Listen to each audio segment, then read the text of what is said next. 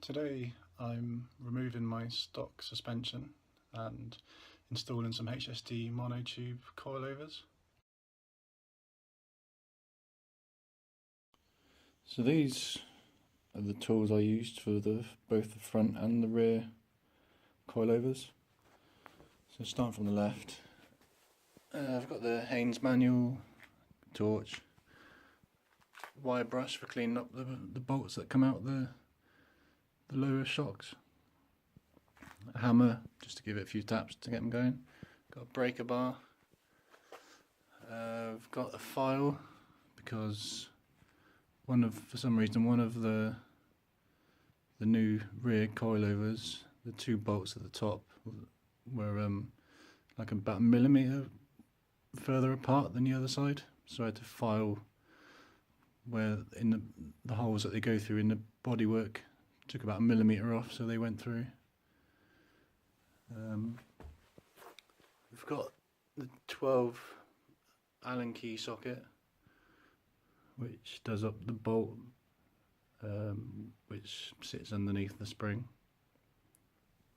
It's because you haven't got a lot of clearance under there, what with the control arms. So I've had to use a 12mm spanner on it to tighten it up. Got a couple of attachments, depending on what size your sockets are. Got an 18mm socket for tightening the bolt at the bottom, that's on both the front and the backs. 13mm for the nuts at the top of the shocks, inside the boot and then inside your engine bay. Got a ratchet spanner, a torque spanner, a tape measure, the tools that come with the shocks for tightening them up. These were unique to my adjustable drop links to tighten them up. I think I was using a 19 and a 15. And then on the front shocks, got two different size 17mm sockets, which were for doing the drop links. I've got copper grease and a brush for doing all the threads. Blowtorch, because a lot of the bottom bolts were seized solid, so a couple of minutes with that and they loosened up nicely. Again, lubricating spray, which helped to loosen those bolts. I've got my axle stands. I didn't actually go any higher than the lowest setting. That's plenty of room. I've got a 3-ton trolley jack as well. I think that was all I used, apart from a vise to clamp the bolts in while I was wire brushing them. Actually, a couple of chunks of wood, if you're doing the work on your own, they're good to put underneath the shock to support them while you undo the bolts at the bottom, sorry, the bolts at the top. And that's it. So here are my front shocks. I've ordered the reinforcement plates as well, you can see on the top. So I wound the bottom part all the way out so I could put copper grease on all the threads. I set the green marker to 30mm in from the bottom of the thread and then screwed the bottom back on, because I know you've got to have at least 20mm at the bottom. I'll see how I get on with that.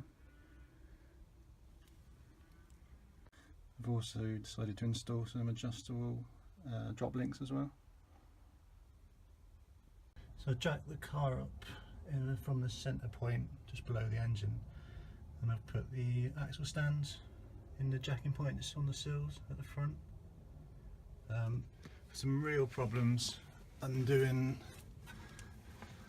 the bolt that holds the lower end of the shock to the hub.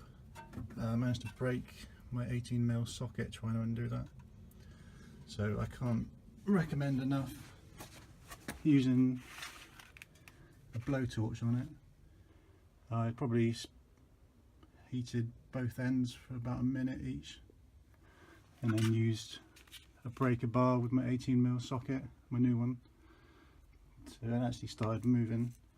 So yeah, I would have these ready because I think they're a bit notorious for not undoing. So this is one that I've installed already. Yeah, like I said, just the bolt at the bottom was the really difficult point. So after removing the drop links, I put my jack underneath the hub just to take the strain, and I removed the bolt from the bottom of the shock. So once you remove the bolt, I cleaned it up with a wire brush after. I don't know whether you can see, it's really rusty inside. And I sprayed it with some lubricating spray. Probably a good time to say that I probably soaked this bolt about 5 times with this lubricating spray. So yeah, definitely recommend that, as well as the blowtorch. So once you've got the bolt off, what I've been doing is rocking the hub, holding onto the brake caliper and the disc. When it drops a bit, drop the jack a couple of centimeters, do it again until it drops down to the jack, and just keep repeating until it slides all the way off of the shock. Remember to disconnect the pipes from the bracket as well before you start doing all this. Once you get to the bottom of the shock absorber, so it's actually out, what I tend to do is rest a bit of wood against the brake caliper, because the whole hub's kind of want to sort of fall out towards you. So there's the 2 stock shocks and springs out. And what you want to do is, when you take the 3 bolts off at the end, if you leave one just on a bit of thread, sort of reach around with one hand to hold onto the shock while you use your fingers to undo the last bolt, just so you can take the weight so it doesn't drop out. Right, time to get the fancy new coilover in. So the installation process is much the same. You have to kind of, it's a bit awkward, you've got to hold the shock with one hand while you tighten the 3 bolts with the other. Right, now the shock's been bolted in at the top, what you can slowly do is line them up, keep jacking the jack up slowly to push the hub onto the shock. Once the shock is fully in the bracket underneath, I tend to give it just an extra pump on the jack, just to make sure it's right at the top. So the top hole for the drop link on the stock suspension, it seems to be a lot lower down than on the coilovers. So you can see there's about 19 centimeters until you can see where it used to sit in the bracket. So on the coilovers, it's actually 24, so it's 5 centimeters longer. So I've set these shocks pretty high to start with, because they're obviously going to squash down a little bit in the first few hundred miles. But to start with, I've adjusted my drop links, so I've made them about 4 or 5 centimeters longer than the originals. So I think that makes sense to me, but whether it's right or not, I don't know. So we will see. Okay, so I managed to not listen to my own advice, and I got the shocks the wrong way around. So I think this is how they should look, with the drop link pretty parallel to the shock. When I put it on the wrong way round, the drop link was kind of diagonal from this side down to where it attaches to the anti-roll bar. So yeah, hopefully that's right now. After dropping the car back down, you noticed that it was actually really high, so I dropped it down another 5 centimeters.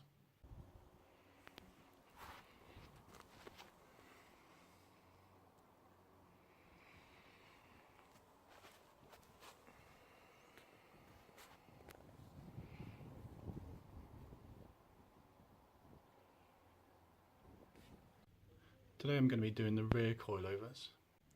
First things first, I've covered all the threads with copper grease.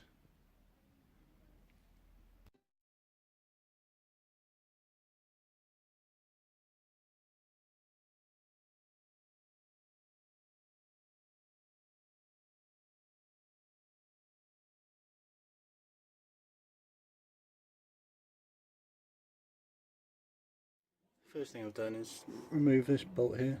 As with the front coilovers, I had to put a blowtorch on either end for about a minute. Bit of lubricant spray, and it wasn't too bad with a breaker bar. So the spring was quite easy to take out actually. If you just push down on the hub, you don't have to push down that much, and it gives you enough clearance just to pull that spring out. Just give it a bit of a clean up. So there's the two shocks next to each other. I've wound the HSD one in about, I've left 30mm of thread in here. So you can see it's noticeably shorter, even with the minimum 20mm thread. There's the two springs next to each other. There's the adjuster which bolts into the arm underneath. Just got to take these rubber bits off. I think just the top rubber bit goes on top of the new spring. As far as I can tell, the huge washer goes underneath, along with that tiny other washer. Because the underneath isn't very flat, it's quite curvy, so I guess you need this giant washer to have it secured properly. Yeah, again, if you're on your own like me, what I had to do was get this piece of wood, feed the two bolts up into the top of the wheel arch, put this piece of wood underneath, and it held it pretty solid, so I could go around and tighten the bolts up. Like the front, I've used a reinforcement plate, except for the rear it's on the top, whereas on the front it's actually inside the strut tower. I haven't actually torqued it up yet, I've just done it pretty tight with the hands. Remember to torque all your bolts when you're finished. So after struggling for ages to try and get the spring to go in properly while I jack up the hub, what I ended up doing was loosening the bolt that holds the threaded section in place, about 2 centimeters, so you were able to sort of have this threaded section more vertical. You could sit the spring down the bottom ready. Incidentally, I've actually wound it in about halfway, and then once oh, excuse me, once you start jacking it up, you notice this threaded section sort of pivot down and meet the arm underneath. So I've jacked that up enough to take the slack out of it. I'll tighten that bolt back up again and then attach the shock to the hub. Okay, there's the bolt back in. I would seriously advise putting that in a vise, wire brushing it, put some lubricant spray on it. Otherwise it's pretty tricky to get back in, you might end up cross-threading it. So I've done a few measurements on the shock and the spring, and then replicated those measurements on the components for the other side.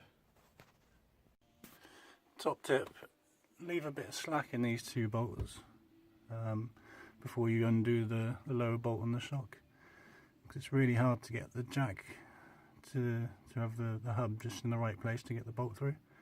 So if you leave a couple of millimeters left on this thread, you can lift the shock up and down slightly to line it up so you don't cross thread the bolt at the bottom. Another tip while I'm under here, if you're ever changing the rear anti-roll bar bushes to PowerFlex ones, you want to get some extra long bolts to replace the original one, because the original ones are probably only about an inch long, and when you install these bushes you have to pivot this casing off the where it slots in at the top, so if you, sorry, at the bottom, so you hook that in, and then you've got a, if you've got a long enough thread, you can just hook it through the top hole of this bracket and then just wind the bracket in as you tighten the bolt. If you use the original one, it doesn't get anywhere near this bracket. So yeah, if you're going to change these for some solid, if you're going to replace the standard rubber ones for the something like PowerFlex, get a long bolt before you start. Front ones are easy because the bracket has just got 2 bolts on it, whereas the rear one, it's only got 1 bolt, and this side is just, it slots in and then you pivot off that. So yeah, top tip. With the spring set about halfway, I've got quite a lot of gap above the wheel for the arch, so I'm going to have to take it off and adjust it accordingly. I need to drop the ride height about 1 inch, but remember, because the angle of this, you're actually going to wind it down less than 1 inch.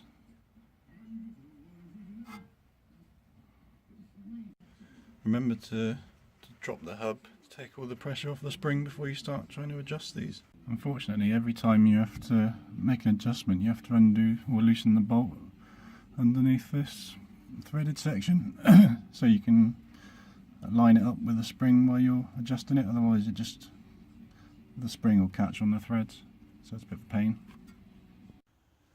So in hindsight, I would have wound the spindles down on the spring seat all the way to the bottom, because it's a real pain to wind them down when it's actually on the car.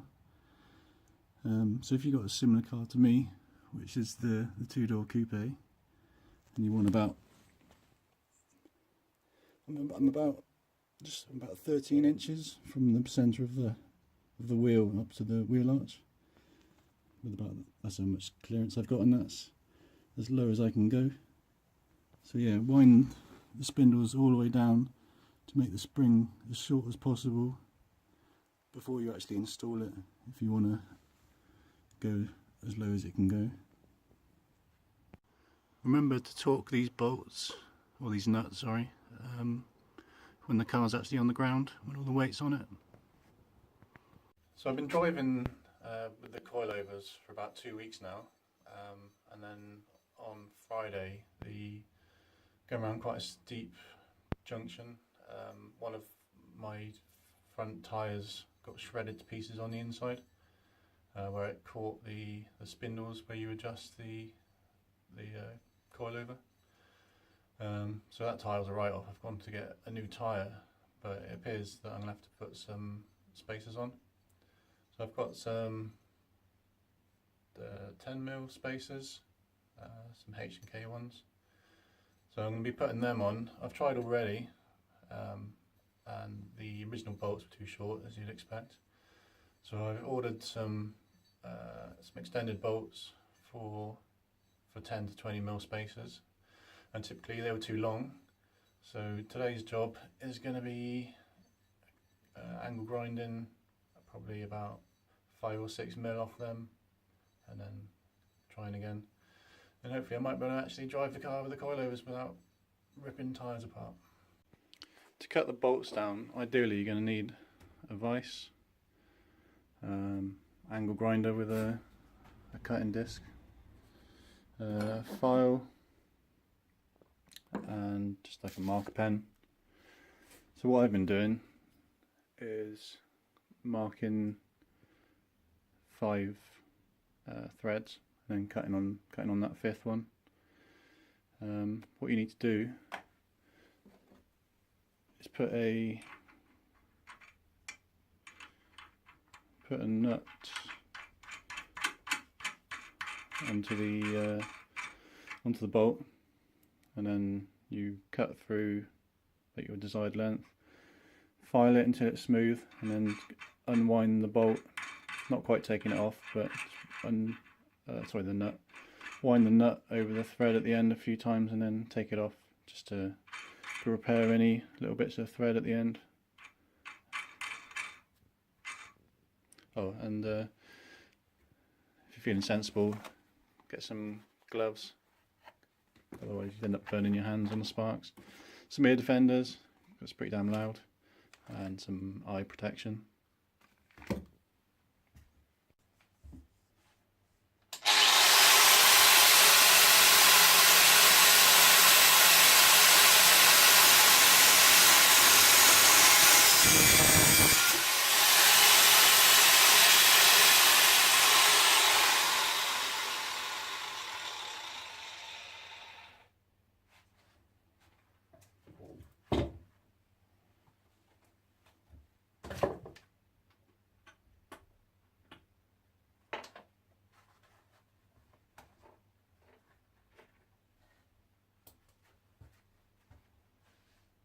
Change that after this one. So yeah, just file away.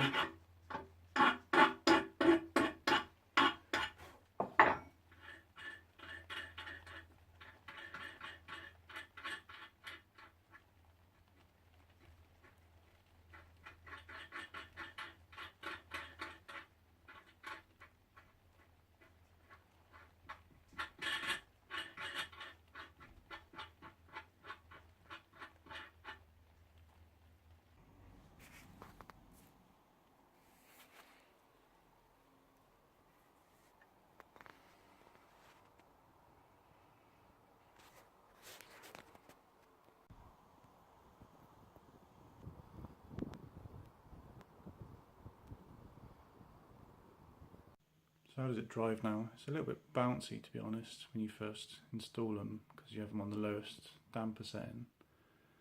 After a few hundred miles you can turn it up a bit. I think I've got mine 10 or 11 out of 14, so it feels a lot better now. Need to get the camber done. I'm going to take it somewhere to get it lined, I think, but it's so different to the stock suspension. Mine's an SE anyway, so it's probably a bit softer than the M Sport ones. So yeah, you can't even hardly push down on the fender to get the car to bounce. It's pretty solid. Yeah, it feels like a different car. Can't wait to get it on the track. Thanks for watching, and please subscribe. Some more videos to come in the future.